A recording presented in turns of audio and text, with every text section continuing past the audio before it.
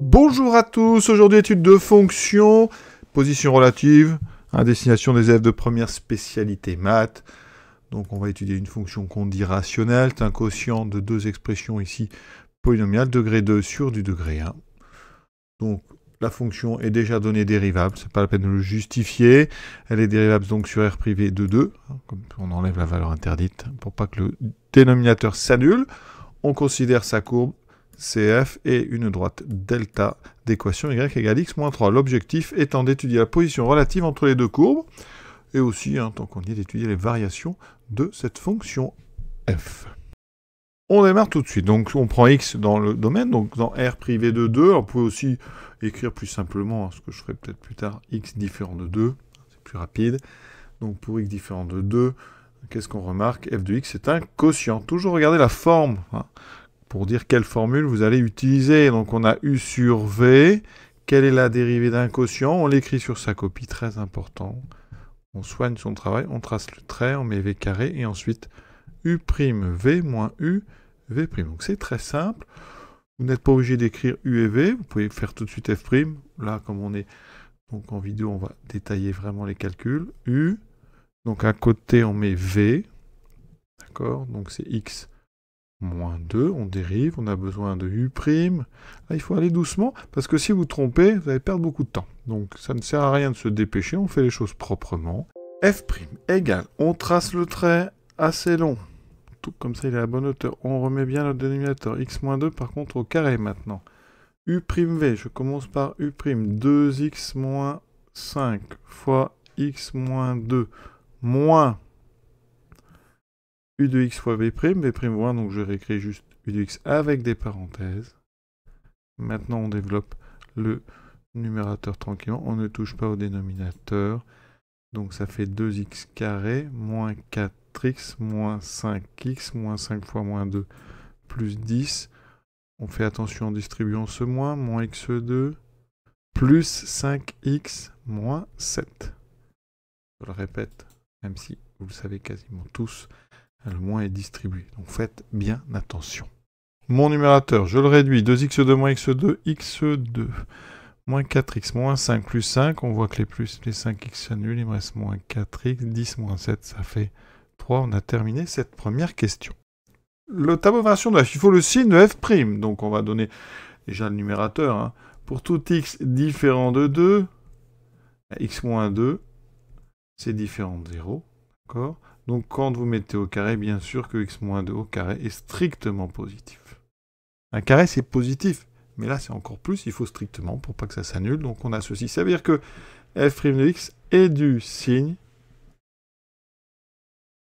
de son numérateur x2 moins 4x plus 3. On va chercher, bien sûr, les racines. Alors, deux techniques. Soit ici, vous voyez que 1 est racine évidente. Parce qu'en remplaçant x par 1, vous voyez bien que ça fait 0. Racine évidente, 1. Ça veut dire qu'ici, comme j'ai un 1, 3 est le produit des deux. Donc l'autre, c'est 3. Donc 1 et 3 sont racines.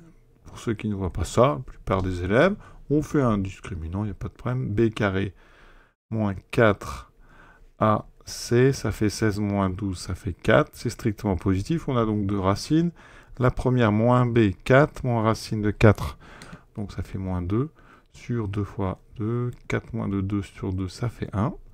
x2, 4 plus 2 sur 2, ça fait 6 sur 2, ça fait 3. Et qu'on retrouve assez vite d'ailleurs nos deux racines. On peut maintenant faire le tableau de signes.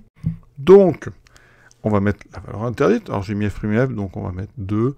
On met une grande double barre. Ensuite, on a nos deux racines qui sont de part et d'autre de 2. Donc 0, 0. Le coefficient dominant, ici, c'est un 1, c'est positif, donc c'est plus à l'extérieur et moins entre les racines.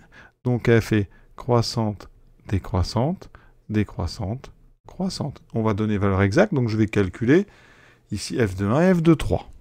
On calcule ensuite les valeurs, en 1 et en 3. Donc f de 1, on remplace tranquillement, il faut le faire sur sa copie. 1 moins 5, donc plus 7 sur 1 moins 2. Ce qui me donne ici 7 et 1, 8 moins 5, 3 sur moins 1, donc moins 3. On le met tout de suite ici dans le tableau. On calcule l'image de 3. 3 au carré, 9. Moins 3 fois 5, 15, plus 7 sur 3, moins 2. 9 et 7, 16, moins 15, 1 sur 1, ça fait 1. Et on a donc bien terminé cette question. J'ai bien donné les valeurs exactes. Quand on demande les valeurs exactes, c'est qu'il faut les calculer. C'est important bien de faire un maximum de choses sans la calculatrice quand on peut les faire, et surtout quand c'est demandé. On continue. Maintenant, on passe à l'étude de la position relative. Donc vous avez deux courbes, la courbe CF d'équation y égale f de x, la courbe delta, qui est une droite aussi, d'équation y égale x moins 3. Pour étudier donc la position relative, il va falloir étudier un signe parce que il faut savoir être capable de déterminer quelle courbe est au-dessus de l'autre. Donc on va étudier une différence. Mais attention, on n'écrit pas CF moins delta. Ça, non. On ne fait pas des différences entre des courbes. On n'écrit pas non plus f de x moins y. Le y, vous voyez qu'il est relatif à beaucoup de courbes. Il y a beaucoup de courbes dont l'équation commence par y égale. Donc ce y, il n'a pas de lien particulier avec x moins 3. Il faut écrire absolument donc f de x moins, et les parenthèses, beaucoup d'élèves ne mettent plus les parenthèses, c'est important, moins x moins 3. Voilà. Et on a pris évidemment, pour x différent de 2, on va donc essayer de trouver le signe de cette expression. C'est juste un travail de mise au même dénominateur. On a ceci, moins x moins 3. Donc on va devoir multiplier bien sûr x moins 3 en haut et en bas par x moins 2. Donc vous aurez à faire x carré moins 5x plus 7 moins le produit x moins 3, x moins 2. Les parenthèses sont indispensables. Si vous ne les mettez pas, ça devient faux. Il faut prendre l'habitude de mettre les parenthèses. Ensuite, on va développer tranquillement. Donc au dénominateur, ça sera x moins 2. En haut, on va aller doucement. x2 moins 5x plus 7. Je développe dans des parenthèses. Comme ça, je garde le moins stocké devant. Ne prenez pas de risque. Faites les choses en deux étapes. Donc x2, ça fera x moins 2x moins 3x. Ça fera moins 5x. Et ensuite, moins 3 fois moins 2, ça fait plus 6. Et là, on fait bien attention. Il y a des erreurs à ce niveau-là. Vous voulez aller trop vite parfois. Attention. Alors, je vais le détailler, mais vous pouvez aller directement au résultat. On a x carré moins 5x plus 7. On aura moins x2. Ensuite, on a moins 2, moins 3, moins 5, mais multiplié par moins 1. Moins 5, moins 1, ça fait plus 5x. Et ensuite, moins 6. Regardez ce qu'il reste. Les x2 se simplifient. Les moins 5x et plus 5x aussi. 7 moins 6, ça fait 1. Il me reste 1 sur x moins 2. Il faut maintenant le signe de 1 sur x moins 2. Alors, c'est un quotient en haut, c'est positif strictement. Donc, c'est du signe de x moins 2. Vous pouvez faire un petit tableau rapide. Il n'y a pas besoin de justifier grand-chose là-dedans. 1 sur x moins 2, évidemment, il y a 2 qui est valeur interdite. Et on a moins plus. Voilà, on a moins infini plus infini. Et là, on fait des phrases de conclusion propres, sans dire CF moins delta. On va dire quoi? Donc, sur moins l'infini 2. Ouvert. On a f de x moins x moins 3 qui est négatif. Donc, si vous traduisez simplement f de x est plus petit que x moins 3. Et donc, en termes de courbe, la courbe CF, c'est-à-dire la courbe de f, est strictement en dessous, on ne dit pas inférieur, strictement en dessous de la courbe qui correspond donc à l'expression x moins 3, c'est-à-dire delta. Voilà. Sur l'autre côté de 2, donc sur 2 plus infini, eh bien on a évidemment f de x qui est plus grand que x moins 3. Donc la courbe CF est strictement au-dessus de delta. Et on a terminé. C'est ça l'étude d'une position relative, c'est être capable de dire sur quel intervalle est-ce que la courbe de f est au-dessus et sur quel intervalle la courbe de CF est en dessous de delta. Rapidement sur GeoGebra, alors la courbe verte, c'est la courbe de f. On a bien ici des variations qu'on attendait.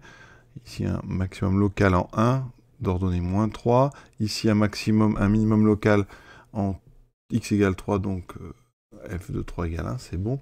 Et en ce qui concerne la position relative, la voici. On a donc notre droite. On a bien avant 2 et après 2 la courbe qui est au-dessus. Donc tout ça, ça confirme bien tout le travail qu'on a fait. Je vous souhaite une bonne fin de journée à tous et à bientôt.